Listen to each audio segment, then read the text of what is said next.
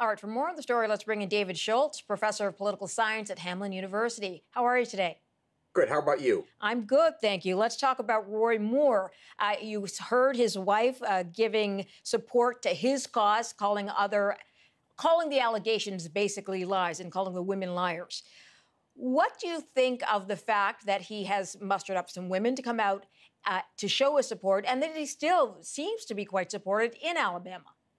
Well, there's a couple of things going on here. I think the fact that he has to bring women in is really showing in many ways both how much in danger he is. And if you had talked to me a few weeks ago and said, is there a chance that a Republican was going to lose in Alabama in a U.S. Senate race, I would have said no. And so I think that's the first thing that's going on. Second, if I call it sort of a post-Harvey Weinstein environment, I think what we're seeing is a rapid change in American politics and political morality, starting with with Harvey Weinstein in Hollywood, maybe with Donald Trump's allegations against him and his comments last year. But something is rapidly changing here in terms of how we evaluate candidates, and the allegations of sexual impropriety here, I think, are having a significant impact upon his campaign.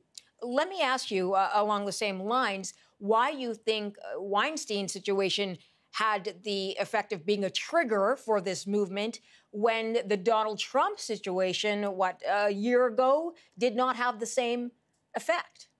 That's a really good question I've been talking about with my students. And I've said we've got two different things that are going on here. One is to say that Donald Trump is going in one direction in terms of how he's evaluated versus Harvey Weinstein is going in a different direction. Or another possibility is that Donald Trump started to awaken the American public again, and many women especially, to the issues of sexual harassment and sexual impropriety that then starts to accelerate with Harvey Weinstein. And so I don't know which it is, and that's what I'm really perplexed about at this point. Are we seeing sort of opposing cycles going on here, or something really dramatically building for the first time perhaps since the early 90s during the Anita Hill Clarence Thomas hearings?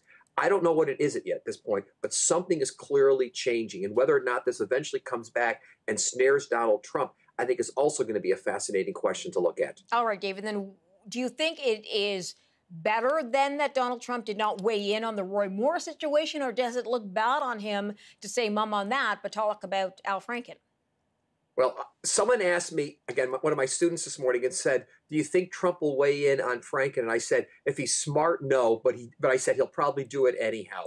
Because I think at some point out here, one of the things we're still starting to see here is how on some of these issues, there's both a generational and a partisan divide. And by that, I think for a lot of people who are the Donald Trump supporters, the Roy Moore supporters, the issues this issue doesn't matter. They're going to discount it. This is about cognitive dissonance. They're just going to dismiss it and say the women are lying, et cetera, versus they'll say that it's all true against Franken, or if you're a Democrat, you're going to do the exact opposite. And so I think Trump stayed away from Moore partly because don't bring it up, don't remind voters about it whatsoever, and hope that perhaps it goes away. But also remember, again, Roy Moore was not the person he supported either in terms of the Republican primary. All right. David Schultz, so I got to leave it there. Thanks for weighing in on this. No problem. Thank you very much. Good night.